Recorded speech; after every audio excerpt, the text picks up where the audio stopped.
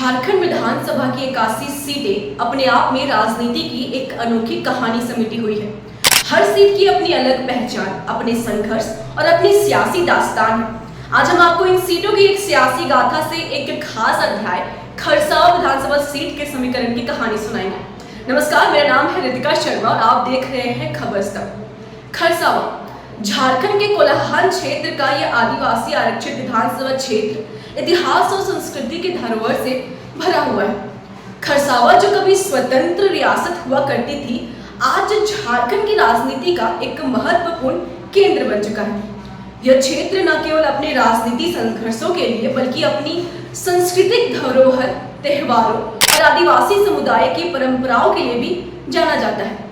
राजनीतिक दृष्टिकोण से देखें तो खरसावां की भूमिका हमेशा से ही महत्वपूर्ण रही है। भाजपा और झारखंड मुक्ति मोर्चा के बीच यह क्षेत्र हमेशा से ही एक संघर्ष का मैदान रहा है। भाजपा ने लंबे समय तक यहाँ अपने गढ़ को बनाए रखा है, लेकिन दर्शक गागराई जैसे नेताओं ने झामुमो के झंडे को बुलंद कर इसे भगवा गढ़ को भेदने में सफलता पाई है। पिछले कुछ विधानसभा चुनावों में झामुमो की जीत ने इस क्षेत्र में भाजपा के वर्चस्व को चुनौती दी है।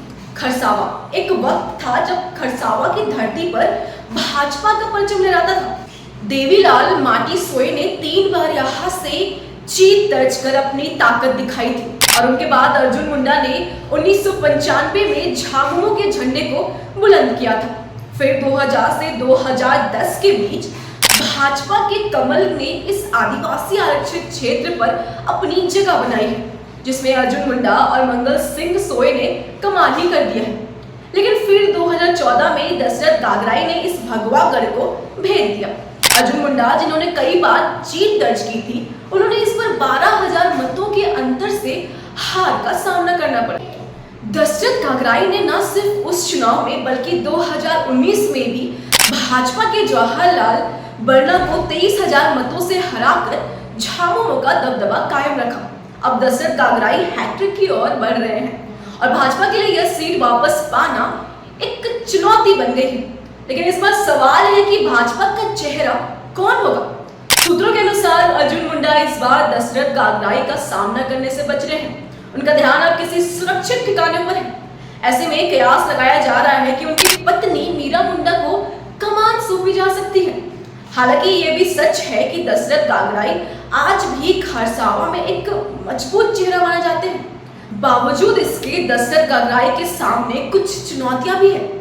2014 में जो 500 बेड का अस्पताल बनकर तैयार होना था, वो अब भी अधूरा है। इसके अलावा अन्य कई समस्याएं भी सिर उठाए खड़ी हैं। मतलब जिस तरह मुख्यमंत्री हेमंत सोरेन और उनकी पत्नी कल्पना सोरेन कोलाहल में अपनी पूरी ताकत लगा रहे हैं, रैलियां में भीड़ उमड़ रही है और लोकसभा चुनाव के नतीजे उनके पक्ष में रहे हैं, उससे भाजपा के लिए खरसावां में अपनी पुरानी पकड़ को वापस पाना और भी कठिन हो गया है।